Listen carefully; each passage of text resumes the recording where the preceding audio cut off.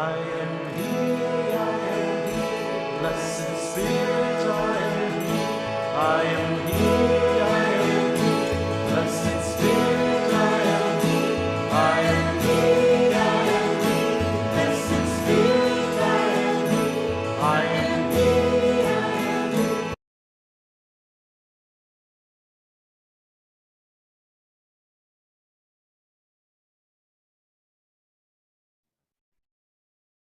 Good evening, namaste, welcome everybody to today's class on Patanjali's Yoga Sutras, and wishing everybody happy Swami's birthday. So we can thank God for sending Swamiji, who created this platform of Ananda for us, to uplift our energy, to feel expansive, to be able to serve others, to feel the joy and peace in our heart, and to connect with our master. So thank you, Swamiji, and happy birthday, Swamiji. We will share today a few stories from Swami's life when we come to the storytelling section. So let us begin the class with a prayer. Let's pray together. Heavenly Father, Divine Mother, Friend, beloved God, Bhagwan Krishna, Jesus Christ, Mahavatar Babaji, Lahiri Mahashay, Swami Shri Yukteswar Ji, beloved Gurudev Paramhansa Yogananda Ji, friend and guide Swami Kriyananda Ji, saints and sages of all religions, great sages Ved Vyas, Maharshi Patanjali, Adi Shankaracharya, humbly we bow and touch thy feet. Beloved Divine Mother, break the boundaries of my self-love and of family love, and make my heart big enough for all God's children. Kindle in my heart a fire of universal love, that I may behold thee dwelling in the hearts of all. Om Shanti, Shanti, Shanti. Let us now sing the hymn to Brahma and invoke the presence of the Gurus.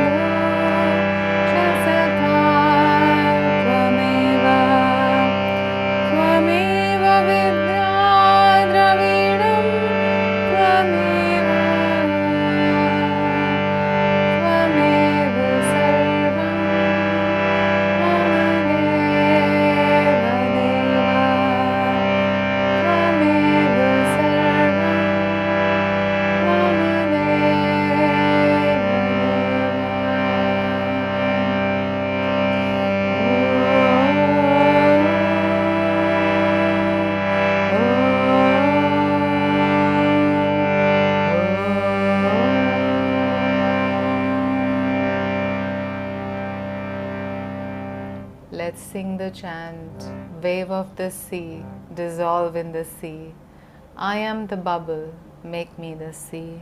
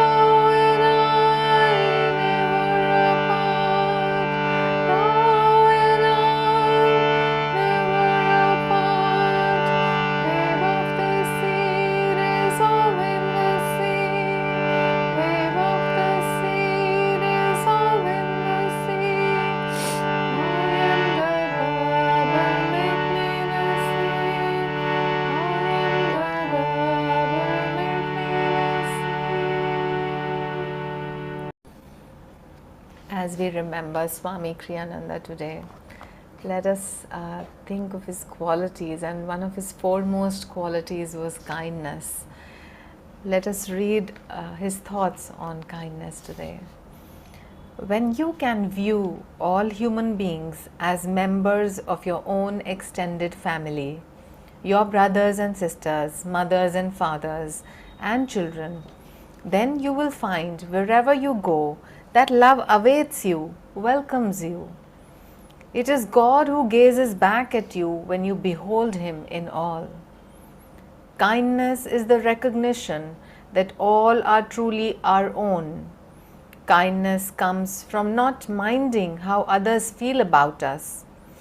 It comes from the simple understanding that kindness is its own reward, worth giving out to others, because the source of so much sweetness in ourselves.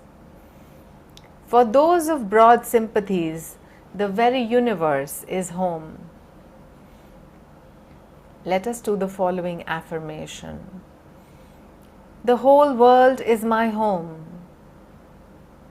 and the human race my family. With God's kindness, I embrace all men. The whole world is my home, and the human race my family. With God's kindness, I embrace all men. The whole world is my home, and the human race my family. With God's kindness, I embrace all men. Mentally follow this prayer. Divine Mother, help me to see that by kindness to others, I attract not only theirs in return, but Thy kindness as well. May I be kind to others always. May my kindness act as a channel of Thy unselfish love. Om, peace. Amen.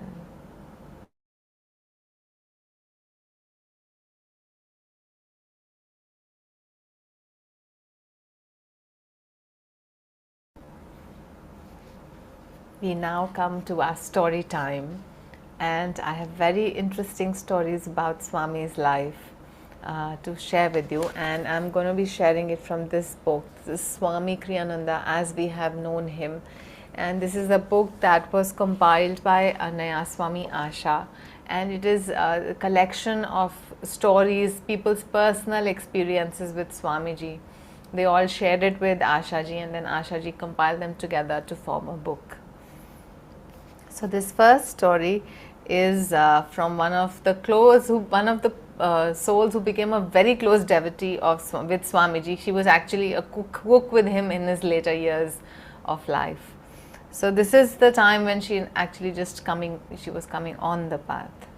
So she says, the name of the story is Soul to Soul, and she says, by the time I got to Swami's lecture, it was standing room only, and I had to sit on the floor of the middle aisle. It didn't matter where I was in the room.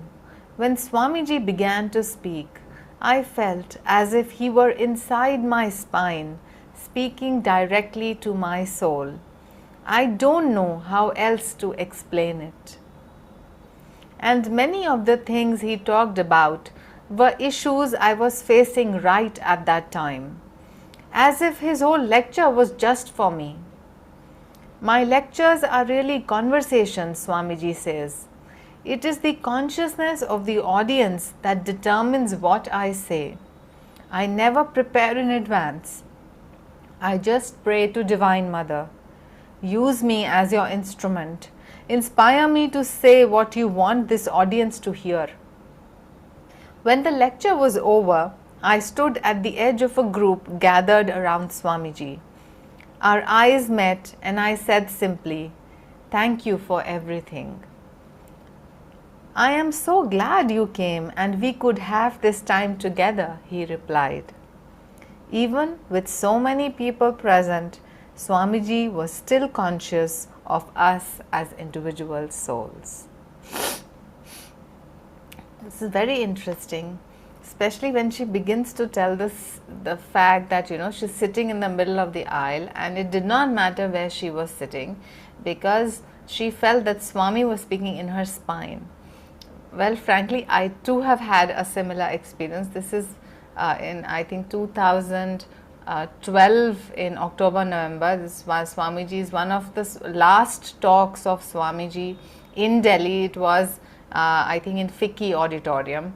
And there he was talking about his love for his Guru. And all the time, as I closed my eyes, I felt that Swami was speaking from inside my heart, as if there was a commonality, there was a ground on which, the same ground on which he and I were.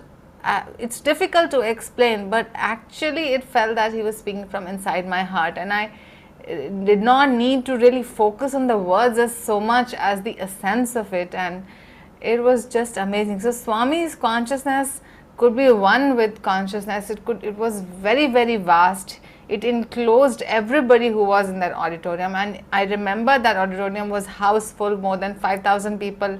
We had TVs installed outside the main hall, and there were audience who was standing outside and watching his lecture on TV. And this was also the last time when I personally could be, when he was as we was entering the auditorium, we were welcoming guests, and I had the opportunity of just holding his hand and taking him inside and just feeling his presence. It was so, so beautiful. And Swamiji's consciousness is still here with us. And I think when a saint is not in his body, he's omnipresent all the more, and he's able to help all those who are in need, or all those who lovingly call upon him. Okay. The next story is called God Remembrance. This is from Jayadev. Jayadev is the yoga director right now in Ananda, Italy, and he's been on the path for many, many years, and he leads a lot of lectures and groups, and of course the yoga itself, and he has been serving Swami for many years now. So this is what he says. This is, I was with Swamiji having dinner with the family of an Ananda friend. They were educated, refined people, but not devotees. So the conversation was about art, language, politics, everything but God. It was interesting, but part of me kept thinking, here I am sitting next to Swamiji. How nice it would be if we could speak more freely about the things that are closest to our hearts. At that moment, Swamiji turned to me and softly hummed one of my favorite chants, Lord, I am thine, be thou mine. I felt that he was telling me, no matter what you are doing outwardly, your consciousness can always be with God. Okay. The next story is titled God's Love. And the devotee here says, he's remembering a time when he was new on the path. So it says, I feel more love from you than I do from my own family. A retreat guest said to Swamiji, how is that possible? We are meeting for the first time. You don't even know me. You are right. I don't know the details of your life the way your family does, Swamiji said. My love for you is impersonal. It does not come from knowing you in that way. When I look at you, I see within you the presence of God, whom I already love. The love you feel from me is the love I feel for Him in you. So this is a major lesson in our life. Then sometimes we cannot really love people's personalities because those personalities do not conform with our opinions, or there is some clash or some difference of ways of and attitudes. But the truth is that each one of us is a child of God. We are all children of the same Father. We are that one soul, and every heart has God residing in him or her. So every time we relate to any person, whether known to us or whether a stranger, if we remember that we are relating to God and not to a personality, then our entire behavior, our entire mannerism, our entire attitude, our entire bhav, intention, everything can change. So it is a very good way to relate to people as representations of God, even though sometimes on the outset or superficially they may appear to be a representation of evil. Yet we should know that if it is standing in front of my eyes right now, it is by God's grace that this is happening to me, and it is God who is playing this role, and I should recognize that everything is God, and because I love God, and I must love this person impersonally, and I must be kind to him. So if we remember this all the time, then there is no pain in relationships, there is no pain when we meet difficult people. We just take them in the stride, we just give our smile and kindness and love to them, and it does not matter how they really treat us, because it's immaterial actually.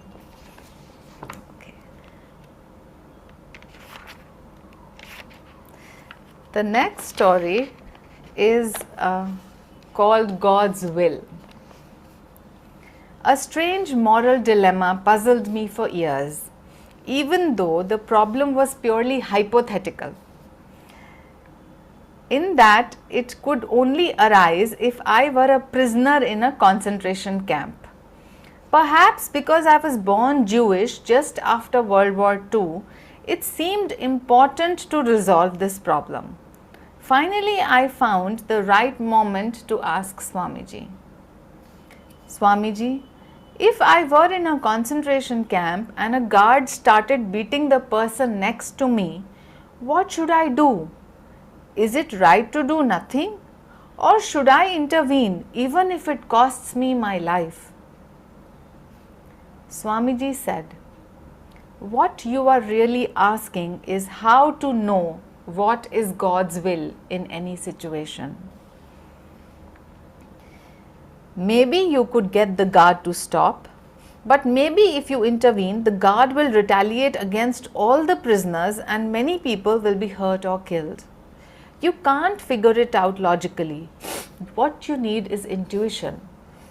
If you want to know God's will in a moment of crisis, you have to practice when it is easier.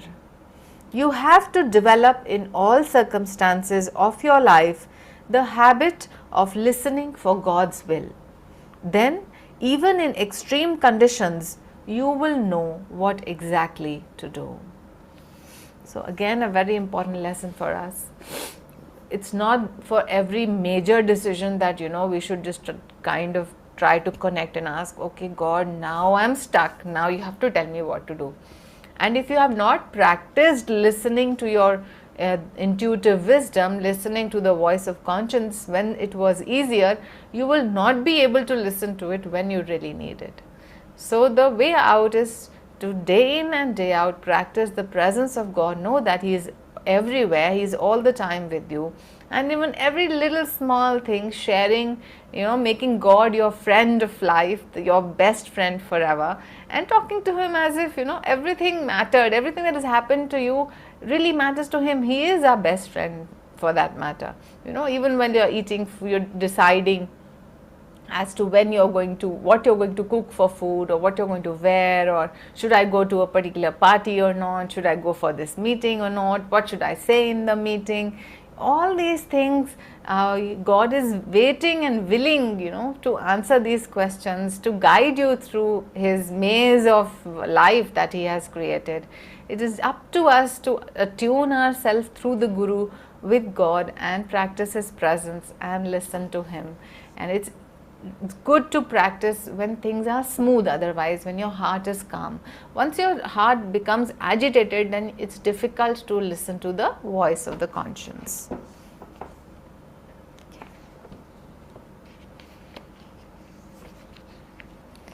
Okay, one last story, and this is about marriage counseling. It's very interesting how Swamiji would give lessons to devotees in different ways. So there was a different flavor when Swamiji wanted to teach different people. So he did it according to their level of understanding, and in very authentic and very sweet, genuine ways. Okay. So in this story says, this is from, the name is not given, so from a devotee. I was with my husband at a party at Crystal Hermitage. Swamiji came over to where we were standing, greeted my husband, asked about some of the things he was doing, then stood and chatted with him for a few minutes longer. He didn't, however, say a single word to me. He didn't even glance in my direction. When he finished the conversation with my husband, Swamiji turned his back on me completely and started talking to someone else as if I didn't even exist. Usually Swamiji is warm and gracious, not only to me but to everyone. I was deeply hurt and tried to think what I might have done to displease him, but I couldn't think of anything. Fortunately, that was the only time Swamiji treated me that way. Not long afterwards, I had an argument with my husband. It was nothing important, just a difference of opinion. I was so annoyed, however, that he wouldn't go along with me that I turned my back and refused to speak to him. This was not the first time I had frozen him out in this way. This time, however, when I turned my back on my husband, I remembered Swamiji turning his back on me. Suddenly, it was obvious why Swamiji had done that. He picked that behavior right out of me. My husband is far too kind ever to respond in such a hurtful way. Swamiji had to show me what it felt like. Immediately, I turned to my husband and said, "Dearest, please forgive me. I'll never treat you that way again." Om, Om, Om. If you don't have this book, please do. Next time you come to the center, or maybe you can order online. This is an amazing book. This will bring you very close to Swami's heart, because through the various devotees and their experiences, you will feel his friendship. You will feel how close he is, and how kind he is, how sweet he is, how loving he is. So please do get your hands on it and start reading. Maybe it's just one page at a time. You can just read one story. Although when you start reading this book, you can never stop at one page, because there are such small, sweet stories that you want to know more and more. Okay.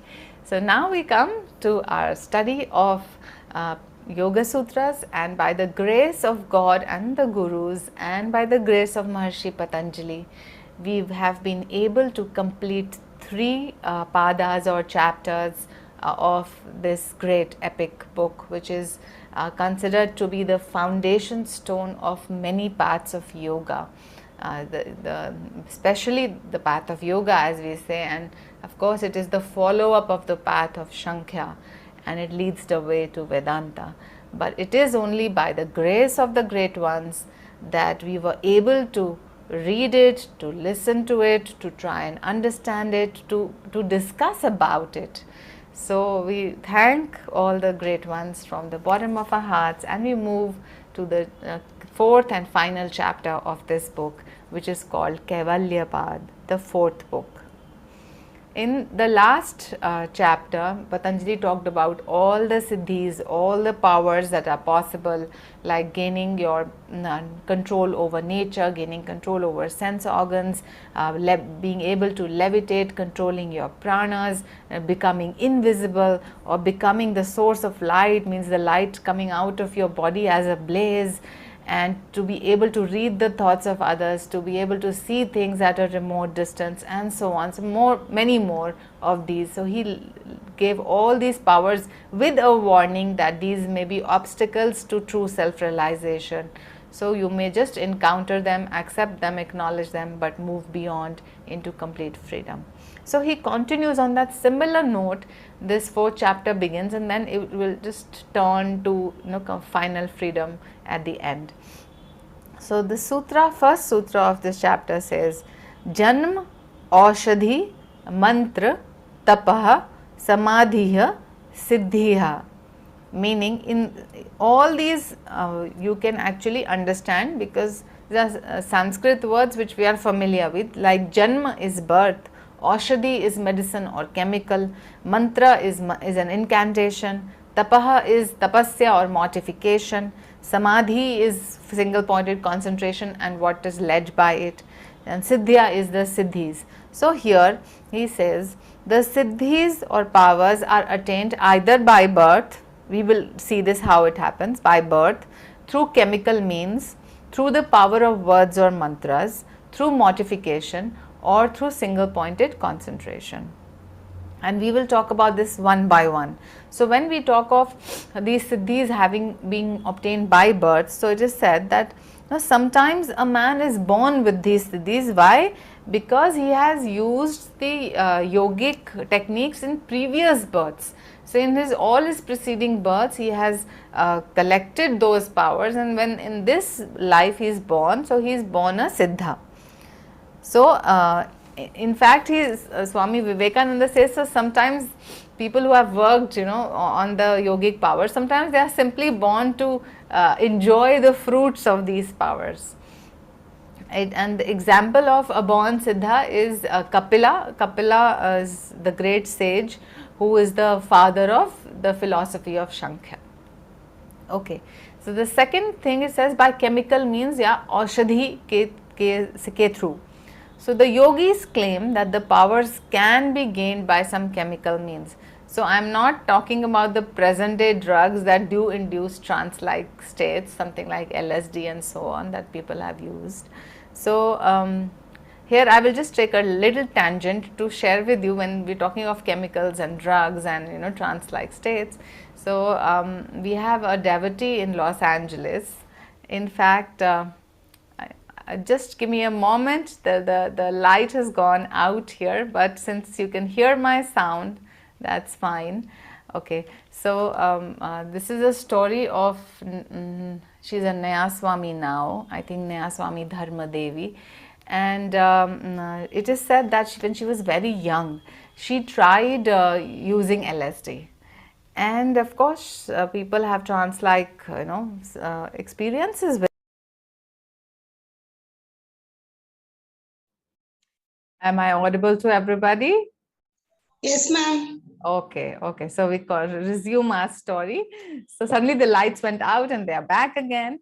Okay. So Naya Swami Dharmadevi, she had experience with LSD, and then after some time she came on the path, and she wanted to have as she was learning meditation. Initially she was not having any significant experiences, and so she was started to doubt, and she said, why don't I feel anything like that? And she prayed, and she continued her meditations though, and she kept praying to the Guru.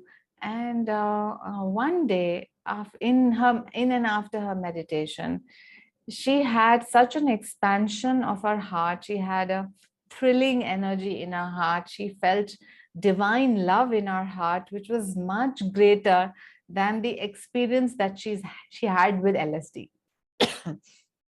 So in her memory, there was this experience of LSD, and now during meditation, by the grace of the Guru, she had this experience. And she said, after that, I knew very much that I am on the right and the best path available to me, and that I needn't look in any other direction, not only to the inferior directions of going towards, chemicals or drugs, but also to any other path, because my guru is right here. And through the techniques that he has given me, I can feel the ecstasy, which is much more than any smaller pleasure or smaller ecstasy. So yes, chemicals can induce certain trance-like states, that is true. But I think the chemical of love is the greatest chemical. And once we know that God loves us, if we understand, if we feel even an ounce of God's love for us, then we cannot even contain ourselves with joy. And that is the love, that is the chemical that we should aim for. And we should, for if we want to experience that, we have to first give that love to God. God is always loving us forever, through eternity, life to life. But the circuit gets completed when we offer our love back to him. So once the cycle gets completed, then more and more current can flow through that. Then your love will increase for him. His love is already there for us. So with gratitude and with love and with joy, you serve him, you love him, you talk to him, and more you can feel his presence in your life. And more your meditation can give you ecstatic experiences. So Hari Bol, all we need is love actually. Okay, but let's talk of what science Patanjali is saying. So we know that in India, there is a specific Shastra called Rasayanik Shastra. This is much before the table, which was the chemical table that we have of the elements. This much before that, India had Rasayanik Shastra. And many of the medicines that are used today, they use those rasayans or chemicals, which we'll just talk about in a moment. So the idea is that ideality, knowledge, spirituality, and religion are all right. They are all good. But what if the bodily instrument is, faulty? So if there is a disease process or a body is decaying, then how much can you attain in one lifetime?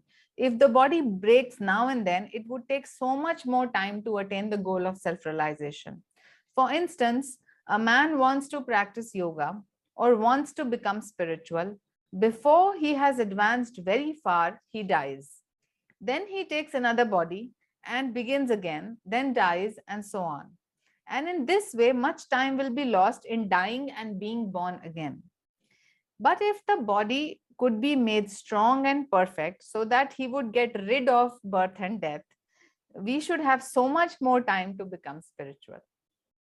So the Rasayanik Shastra says, first make the body very strong, and then you claim that the body can be made to live for a long time.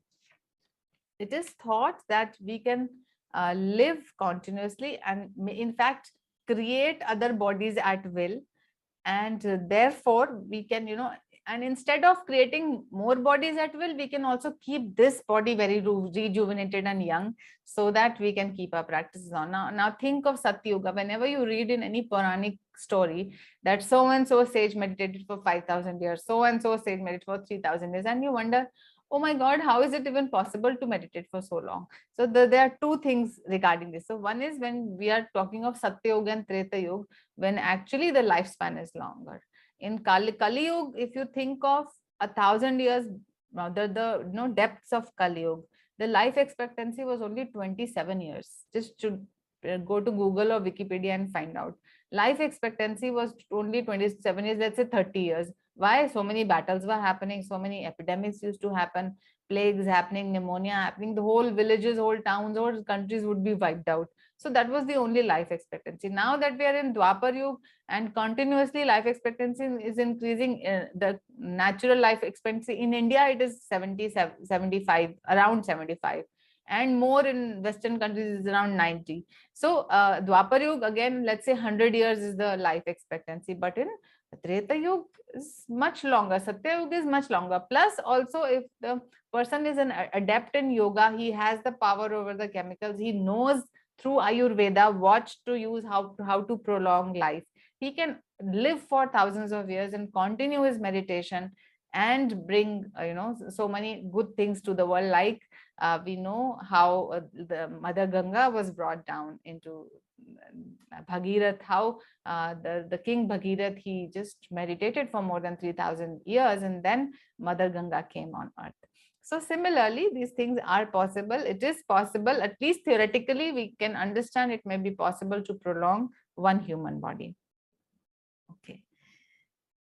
So now the other, and now coming to the rasayans that we are using. So now in these supplements today that we use magnesium, selenium, zinc, iron, calcium, even gold is being used. So all these were already in knowledge in our Rasainik Shastra, all knowledge was there, and in which it was known that these are antioxidants and they can prolong the life of a joint and how they can improve health. Okay, now we come to the third aspect, which he said, he talked about mantras. Mantras are sacred words and they have power when they are repeated under proper conditions, and they can produce more extraordinary power. There is no limit to the power of a mantra. Why? Because mantra is using two important things. Mantra is using the sound, power of sound, or and the sound is coming from the cosmic sound of Om. So that there is a power there. And then of course it is using your own mind. So when you use your mind, basically you're part of the cosmic mind.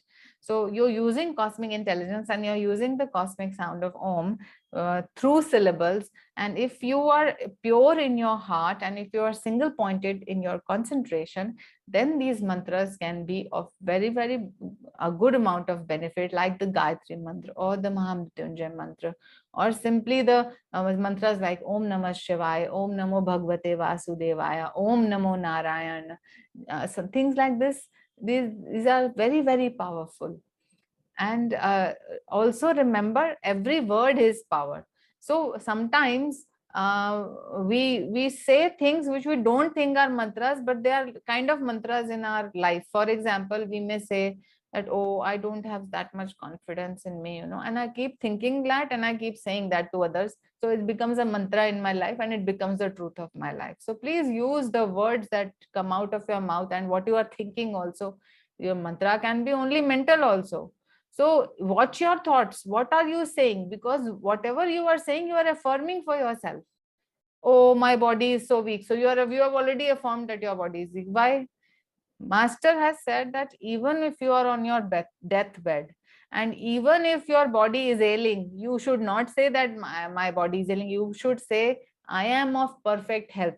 This does not mean that you are lying, but it's just that you are saying that I am the Atman and the Atman is always perfect. And if you say that, then the next lifetimes you will be more healthy, because that is what is in your consciousness. Your astral body will go on. The samskaras will be that you are of good health. On the other hand, if you say that I am of poor health, oh my God, my body is paining, I am this, I am that, and you think of all the negative things you have done in your life during your last moments, that is the bag of thoughts that you will carry to your next life. And that will become true for you in your next life. So be very careful of the thoughts that you are entertaining in your mind, and be very careful of the words that you are using when you speak to others or even to yourself. Every word has power. You are as powerful as God. You are creating your own reality through your words, through your actions, through your thoughts, through your intentions, everything. It's all you. Nobody else, no third party, even God up above the clouds is not creating your life. Of course, he's responsible for the background things like natural elements and so on. But your life, whatever it is today, is your own creation. And the good thing is, it's because it is your own creation, only you can change it. You can, whatever you want, you can have. God has given us the power. He has given us the power of choice. He has given us the power of will. He has given us the power to act. And by that, we can create whatever we want for ourselves. So be mindful of whatever you are saying, doing, thinking. Is it going in the positive direction? Is it taking you into expansion and upliftment? Or is it not taking you into expansion and upliftment? If whatever you are doing is taking you upwards and into expansion and giving you joy, means you're going towards God. If it is creating a narrowness in your heart, if it is making you separate from others, then it is against the direction of Godward direction. So we are going more and more into delusion. Why? Because our self-importance is increasing, our egoic importance is increasing, and that is against the direction which is Godward. So we must be very, very careful with words and thoughts also.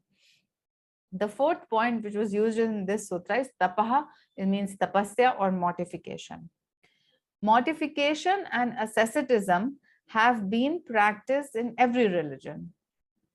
You will find men standing with their hands up all their lives until their hands wither and die. Men sleep standing day and night until their feet swell, and if they live, their legs become so stiff in this position that they cannot bend them and they have to stand all their lives. So it is said that through such asceticism and tapasya, certain powers can be attained.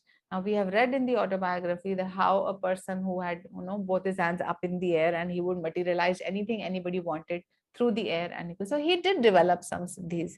Now the problem with these powers is what Patanjali told us in previous chapter, is that it can trap you in delusion. The moment you start to think that, oh, I have this power, I am so powerful, I have done so much tapasya and I have gained this power, that very moment your true journey towards freedom, that will kind of stop. It will go into a sidetrack till your ego really gives you so much suffering that you want to transit it. You want to leave all the powers. You only want God, you only want God's love, you only want joy, you want to be free. So why even go in that direction?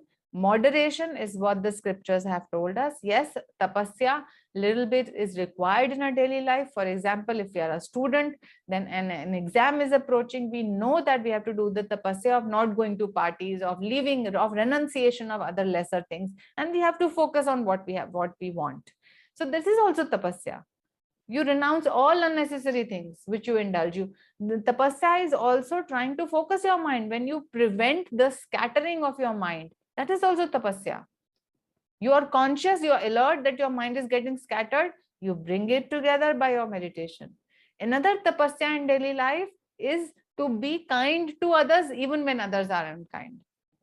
So this is all, you have to work with this. You have to be conscious that, okay, although this other person is irritable and unkind, I am going to be steady in my heart. I am going to give him calmness and kindness. Another daily life tapasya is to determine to be happy under all circumstances. So don't think tapasya is only standing on a bed of nails or walking on fire. To be able to be happy under all circumstances, and to be able to love when others are not loving, is also like walking on fire. Initially it is, but then it becomes easy. Then it becomes a bed of flowers, and then others can get that fragrance from you. But you have to do that tapasya. Each one of us has to do that tapasya of bringing our energy in, taking it upwards, and then expanding it out into the world, and then feeling free. बिना तपस्या के कुछ नहीं होगा. No pain no gain कहते हैं ना, वो कहीं ना कहीं स्पिरिचुअल पाथ पे पूरा वैलिड है, but with slightly different connotations and with different aspects at different points in time. Okay, then the fourth thing that was said is that by samadhi is the siddhi, and of course the other that we talked about, the chemicals and all those, give us certain powers, but it is samadhi that we are looking for, one pointed concentration to that level where the difference between I and you, means I and God, the soul and spirit, that is lost, where the difference between object and subject is lost, when there is only one. That is samadhi, and that is the final goal, and that is the true siddhi, and that is why Kaivalya path begins with this sutra, that there are other ways to achieve different states, but it is samadhi that is going to lead us into that oneness. Okay, just repeating the meaning of the verse by Swami Kriyananda, he says, siddhis are born of practices performed either in previous lives, or by ingestion of certain herbs, or by repetition of certain mantras, or by pain enduring tapasya, self-denial, or by samadhi, is practicing oneness with God. Coming to the second sutra of this chapter, here Patanjali says, Jatya antar parinam prakritya purat, meaning this is a little complex sutra, but its meaning will be slowly understood by the time we reach the next sutra. So here, this means that the change into another species is by the filling in of nature. So Patanjali has advanced the proposition that the powers come by first, maybe by chemical means or by modification or eventually by samadhi, but evolution from one body into the body of another species, it is caused by the filling in of prakriti, and how that happens we'll explain in the next sutra. Swami Kriyananda says that the flow, now how does nature produce so many different species? The answer is that nature itself, Prakriti, is in a state of constant flux. We must understand that the Purusha or the absolute stillness is zero movement. Now to create, the Purusha vibrates. And so whatever, when he vibrates in Prakriti or the divine mother aspect of creation, that starts to work, and that is a continuous movement. As long as Prakriti is existing, means it is not withdrawn into the Purusha, there is going to be constant movement. And in the Bhagavad Gita, it is clearly said that because the entire universe is in constant motion, if you are not consciously moving upwards, you're automatically falling down. So that is, of course, a point where we should remember that we need to take charge of our life. But here what it is refers to is that there is a constant flux. There has to be a constant movement. So there has to be a constant evolution. And that is why from rocks, it is said that the things that are rocks, everything is a pure Paramatman, a soul. But the rocks will first transform into the plant kingdom into smaller insects, and then into the larger animal kingdom. And somewhere the aquatic animals also come in between, and the flying birds come in between, and then bigger mammals have come. So somewhere there is this theory of evolution which has been given by Darwin, but the yogic theory goes even beyond that. So since Prakriti is in continuous motion, it keeps evolving in itself, and for a change of species, usually it is the movement of Prakriti that is involved. And the yogi, he himself is basically associating himself not with the changing Prakriti, but he establishes himself in the changeless Purusha within. And from that changeless Purusha or the Atmic self, he can witness all this drama of change around him. So around us, everything is changing. Even our body is changing. The cells are repairing. Old cells are dying. Our body is changing over so many years. But within ourselves, when we meditate, we should go within and touch that changeless reality of who we truly are. And from that, it is easy to watch the change, and it is easy to bear the good and the bad that happens in the change, knowing that this is only temporary. Now, Sutra number 3. Nimittam aprayojakam prakritinam varana bhedastu tatha shetri kavat. Meaning, good deeds, etc., are not the direct causes in the transformation of nature, but they act as breakers of obstacles to the evolution of nature. Just as a farmer breaks the obstacles to the course of water, which then runs down by its own nature. ये थोड़ा सा complex है. इसका मतलब अब पतंजलि ने एक farmer का एग्जाम्पल दिया है डायरेक्टली, बिकॉज ऑफ कोर्स अगर हम थोड़े टाइम पहले की भी बात करें, जब इंडस्ट्रियल रेवोल्यूशन नहीं थी, सिर्फ एग्रीकल्चरल लैंड है, तो जो फार्मर होता है वो रिजर्वॉयर बनाता है एक पानी का, उसके ऊपर गेट्स लगा देता है, फिर वो केनाल्स क्रिएट करता है. हर केनाल में भी डायरेक्शन सेट करने के लिए वो कुछ गेट्स और ऑब्स्टिकल्स क्रिएट करता है, कॉन्शियसली क्रिएट करता है, ताकि उसकी मर्जी से पानी बहे.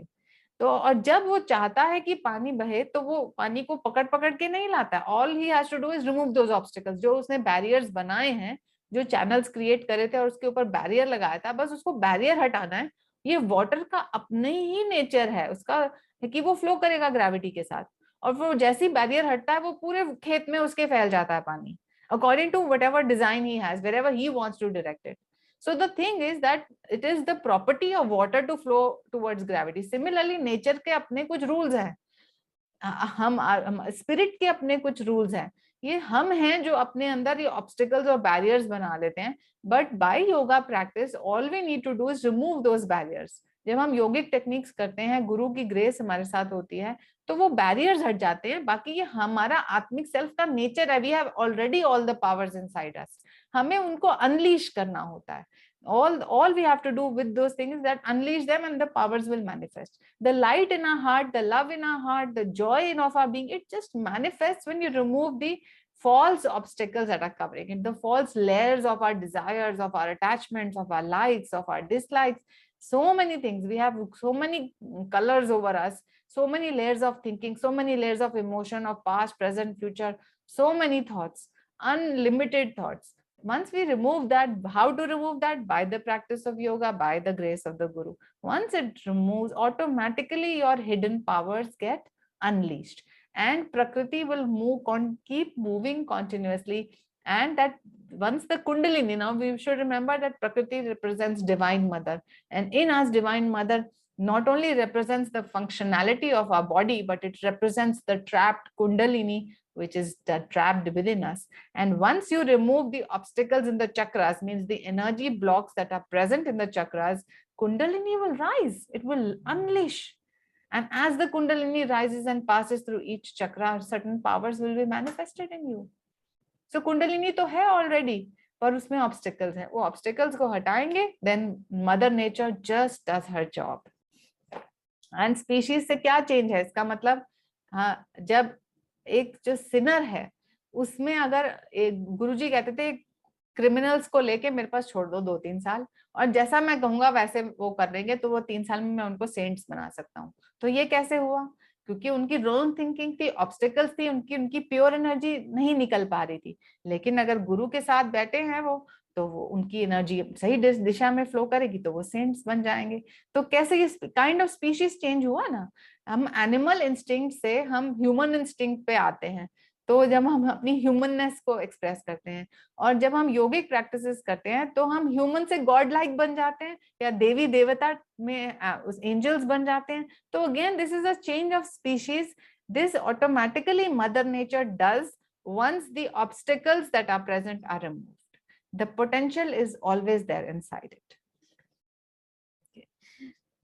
Interestingly, Swami Vivekananda was very sharp, and he wouldn't leave anybody. He said today the evolution theory is understood better in the light of modern research. Now, the two causes of evolution as given by modern scientists are, number one is sexual selection and the other is survival of the fittest. तो ये दो theories हैं जो आजकल दी जाती हैं कि इसकी वजह से ही हमारी एवोल्यूशन हो रही है.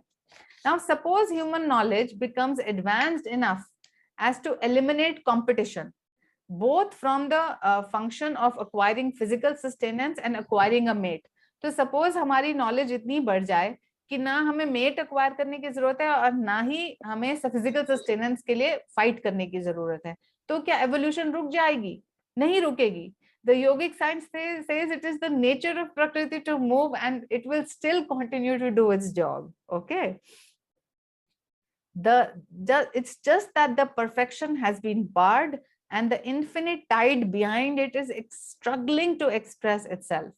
These struggles and competitions are but the results of our own ignorance, because we do not know the proper way to unlock the gate and let the water in. This infinite tide behind us must express itself. Even when all competition has ceased, the perfect nature behind will make us go forward until everyone has become perfect. So we have all come from God, and eventually it is the destiny of everyone to merge back into God, and it is going to happen. Okay, so in man is the potential for God, kept in by the locks and bars of ignorance. When knowledge breaks these bars, the God within us becomes manifest.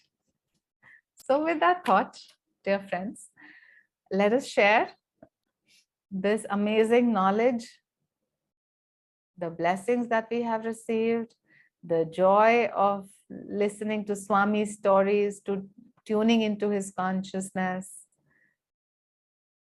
and just being in the company of Guru Bhais. Just share these blessings with souls everywhere. Let us pray together.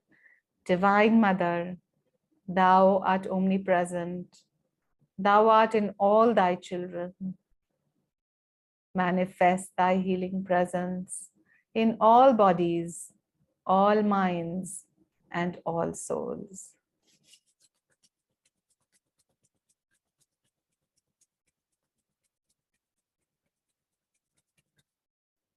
Om.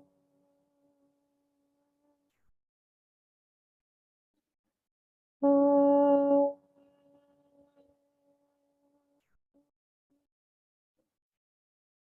Om.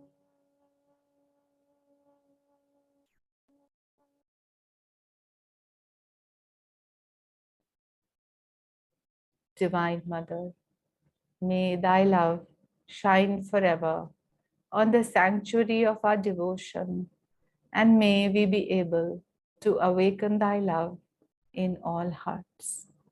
Om Shanti, Shanti, Shanti.